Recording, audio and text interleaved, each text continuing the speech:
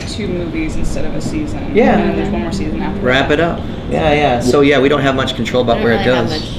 But it is pretty progressive already. Although what's cool is that because we're doing supers right now is the main thing we're focusing on, but Stars is coming up, and that's not only is that territory very current. Yeah, very current. Yeah. And it's not only exciting because it's territory that's never been dubbed in English because the previous dub never even got that far. But it's got characters of multiple genders and like all these different things that like I think are very, very like applicable to things happening, especially in the U.S. today. So that's exciting. Pegasus isn't even in that season, and I'm excited to see that because I want to see how that turns out. Yeah, I think it's incredible what Viz has done because in the 90s when they did the dub, they took out so much of the story to make it socially acceptable for that time. Yeah.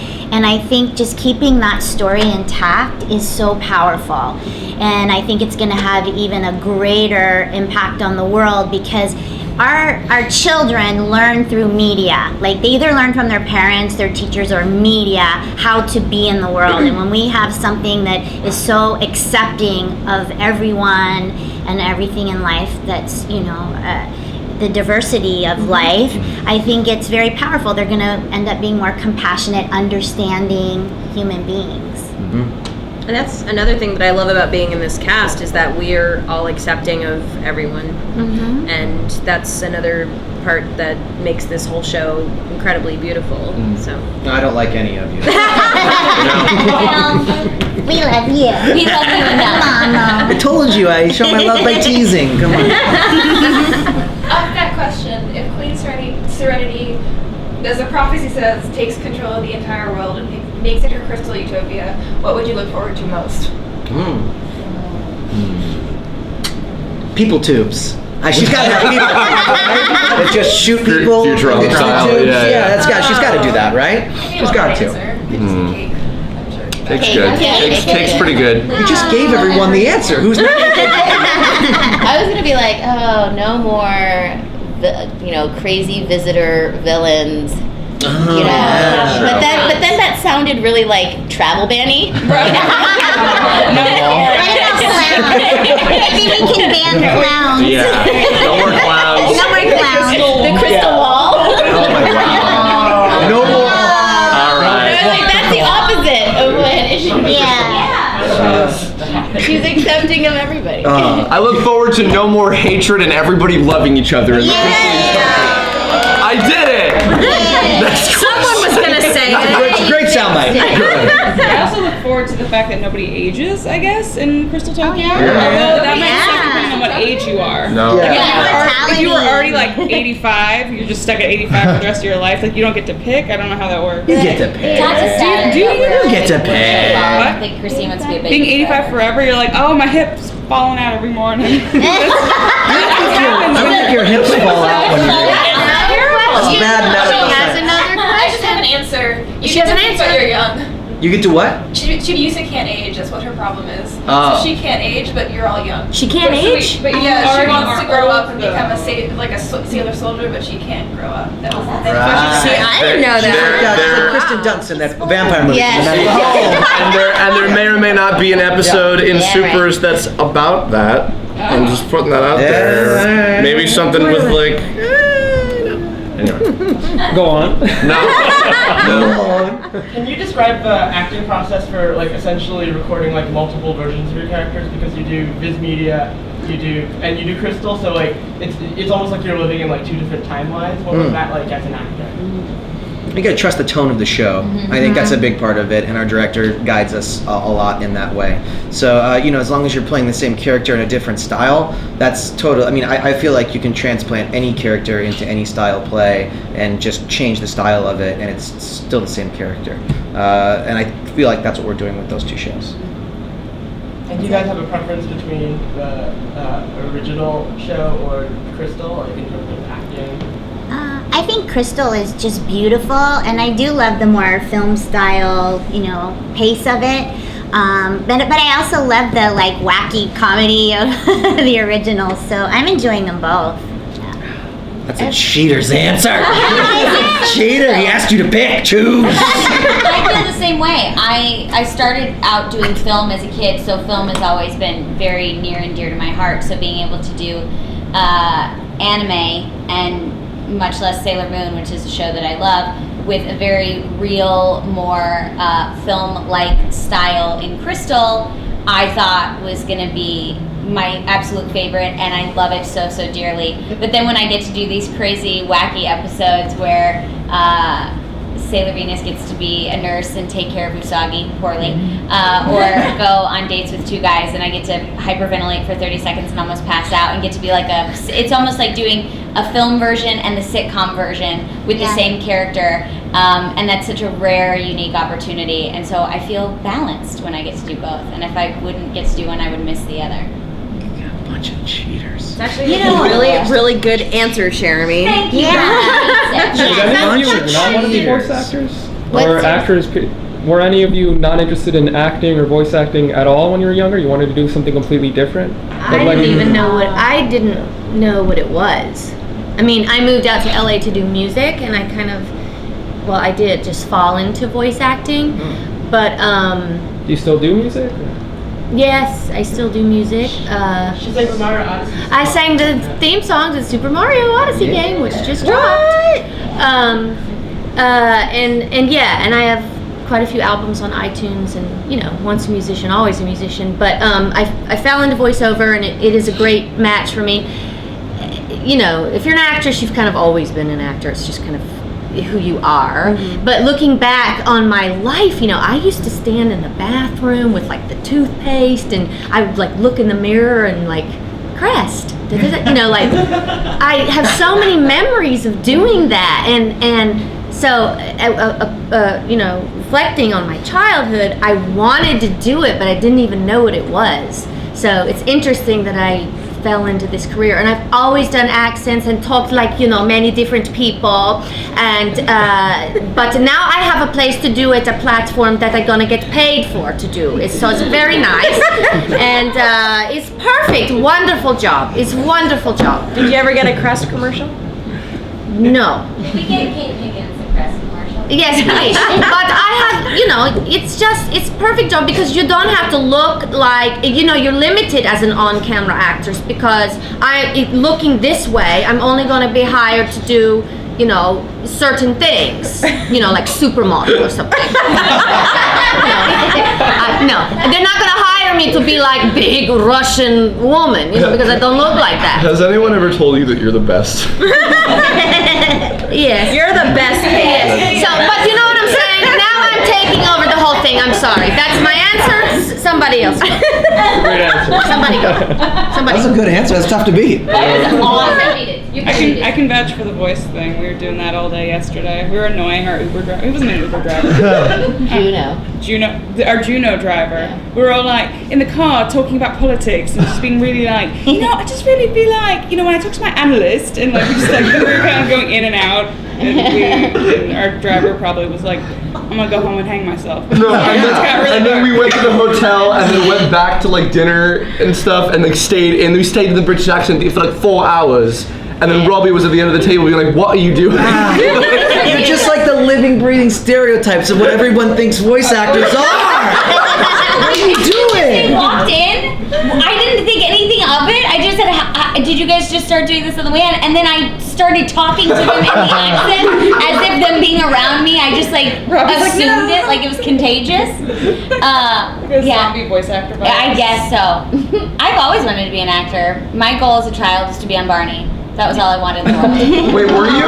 No, I was not on Barney. I had an opportunity. I worked with the director of Barney on a faith-based series called Prayer Bear, and I was the bully. Oh my god, I love this! I loved it so much! I beat people up in the series. I was the the example of what you tell good Christian children not to be. That was my character. And you also stole. I stole things. Yes. I beat people up. I took a huge thing of cake with dirt in my nails. It was disgusting. There was I had a talking frog. There was a talking frog. Yes.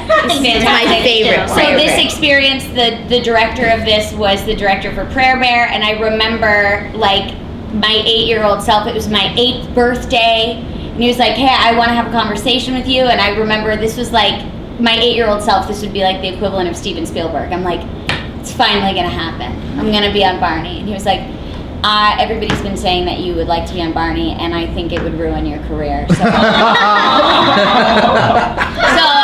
Tragic. Cherami, how old were you? I was 8. So I remember, like, That's awful. I got in the car, and I was like, well, not gonna be on Barney. He said it would ruin my career. And I remember my 8-year-old self just being like, this is what disappointment feels like. Like, my little professional self was over the world. What child should have to choose between Barney and their career? Let the kid be on Barney. No, but the thing is, I've seen him so many other times. You deserve a Barney episode. This is the weird kid that I was, though. On this set, there was a cameraman, and he was like, this is probably very awkward considering the climate, but what everybody would say, like, this is totally how Cherami was as a kid. The cameraman was like, Cherami, I love you. And he was just saying it in jest, but he was like, will you marry me? And I remember in my head being like, how do you let this man down easy? I remember thinking, you got to work with this man for another 2 weeks. This is going to be very uncomfortable for everyone on set. You need to resolve this professionally. And so I said, I'm going to need some time. And the next day I came back and I said, so I've thought about it, Jim, and here is the solution I think is best for all of us on set. I am not in a time and space in my life where I feel like I'm ready to commit to a relationship, but I can always have more uncles, and you can be my Uncle Jim. And to this day, he's still a cameraman working in Dallas, and Still asking little girls to marry him. no. Oh, that's cute. So, but throughout my life, like growing up, everyone would be like, Uncle Jim says hi, and like right before when I had got engaged, I ran into a director in Dallas, and he was like, Uncle Jim's really hurt that he wasn't invited to the wedding. He would like to be there. So that's the kind of weird child that I was. I was always like career oriented, be the professional. So I totally got like Barney would ruin my career. But it did really well for Demi Lovato and Selena Gomez. So yeah, when I was 8. I wanted to be a performer, but I was really, really shy, and I didn't like people to look at me, so I would tell my parents to like turn around. I'd be like, I'm gonna perform right now, but don't look at me. And they were like, this is gonna be real hard for you to be an actor. Like, they scoffed, but I got the last laugh. You sure did. So they're like, are you gonna be an actor if nobody sees you? I'll figure it out. Perfect career. Perfect career. I always wanted to be an actor. When I used to imitate everything on television as a little kid, and for show and tell in kindergarten. Now this is totally dating myself, but I wanted to be on the Dean Martin show and one of the dancing gold diggers. You're gonna have to Google that one. What? But they're these go-go dancers, and so for show and tell, I wore little orange fishnets and a little denim mini skirt, and I went in to my teacher and I put on a record and I go-go danced, just like, and I'm like, oh, I'm on the Dean Martin show, and literally she goes, you're going to the principal's office, and I thought, oh, I am in trouble. She's like, dance for the principal. Like my whole life, I just wanted to be on TV. I love acting. I love ensemble. I love doing musical theater. I worked for Disney for 13 years on stage, and that was an incredible experience doing shows there. And that's when I started doing Disney. Yeah, I flew. Well, I can't say that, I guess. Friends with Tinkerbell and Mickey and Minnie. But that's when I was asked to, like, can you do this voice for a parade? And I took a voiceover workshop.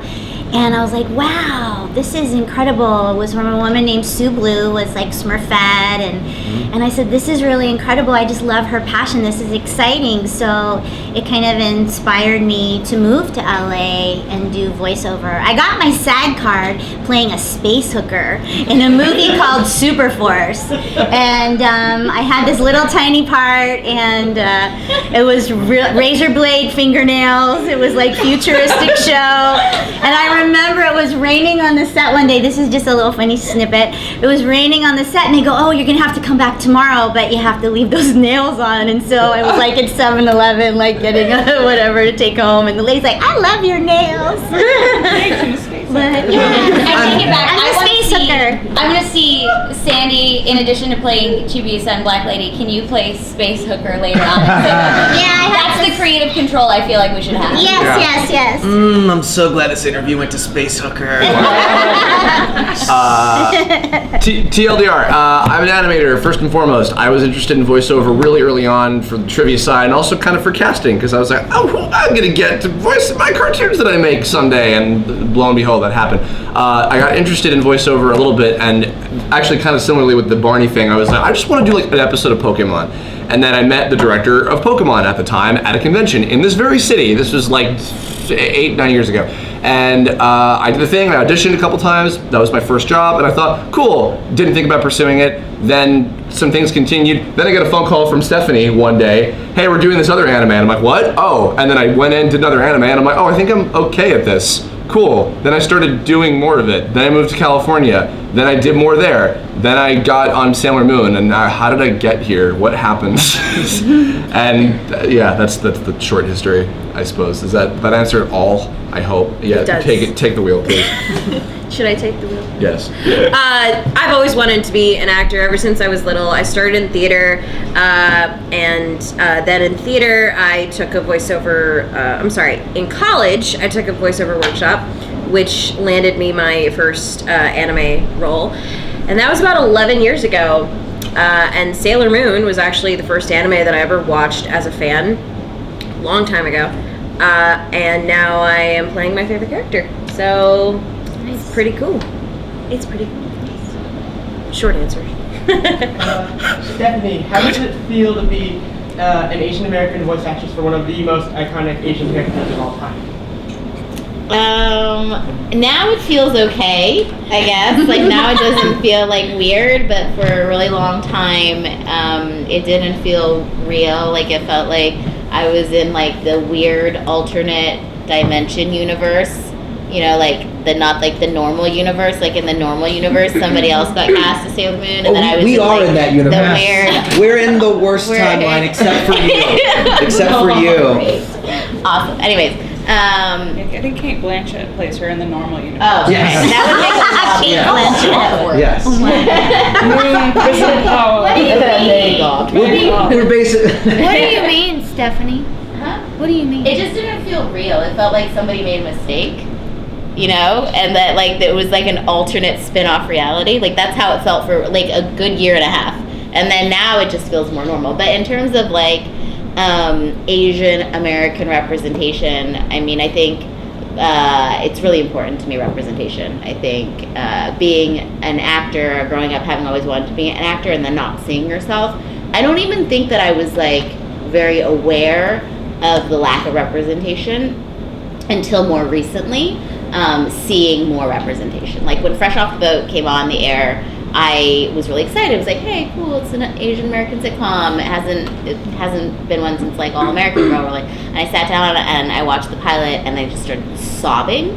Not like, it was totally unexpected, but I was sobbing because I realized in the decades and decades long I've been alive, I had never seen anything like my upbringing or my life ever anywhere represented.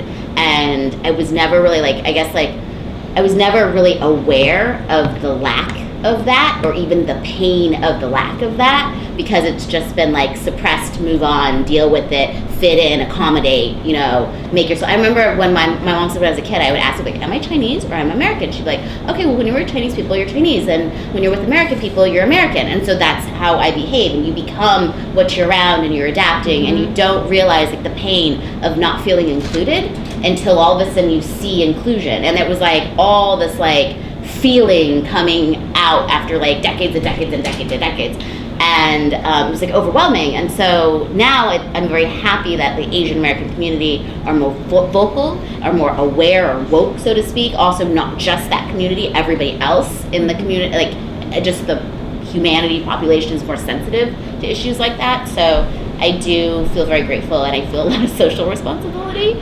So yeah, long-winded answer, but thank you. How's your each individual character development for the show? How's that affected your voice or your own performance? Character development. What was the question? Sorry, with obviously character development over time, has that affected your own performance, the way you approach the character? Has Mamoru developed? I guess. I think he has a little. Well, you don't have amnesia. Good. Well, that means I just get to restart my character development, It's right? Yeah, I think so. I think he grows up a little bit. He definitely in the classic series, he definitely grows into his role as sort of surrogate father. I mean, he's super uncomfortable with it from the minute Chibiusa appears, and then he gets a lot more. He's a lot more comfortable in that role. I mean, he still doesn't like Usagi to be over his apartment. Like, what guy? It's a little weird, but no, he's definitely grown. And Tuxedo Mask is still the same lovable, theatrical fool. Yeah, for sure. I think for me, I didn't grow up with the series or watch the series or the old dub before I started this project. So I'm kind of on the journey with my character, and that's really exciting to me. So no spoilers, no, I'm kidding. But it's really, I'm experiencing her journey in each session. So I'm really enjoying approaching the project that way. Similar for me with Michiru. I'm familiar with Michiru in the original series. I've seen it quite a few times. Crystal is completely new to me. While I do know where the story is going, the characters are a little bit different from the original to Crystal. I think Michiru and Haruka are definitely a lot more adult and a lot more mature. They usually are represented as more mature than the inner guardians, but Michiru is definitely a lot more flirtatious, I think, but I think that's the only big personality difference that I see between the original and Crystal. I think we have time for only one more question. A lot of people who are enthusiastic about animation would like to get into the industry, but maybe they're not too skilled in drawing or with editing, and I was just wondering, for the people who are enthusiastic about getting into voice acting, what would be your advice and tips for budding voice acting enthusiasts?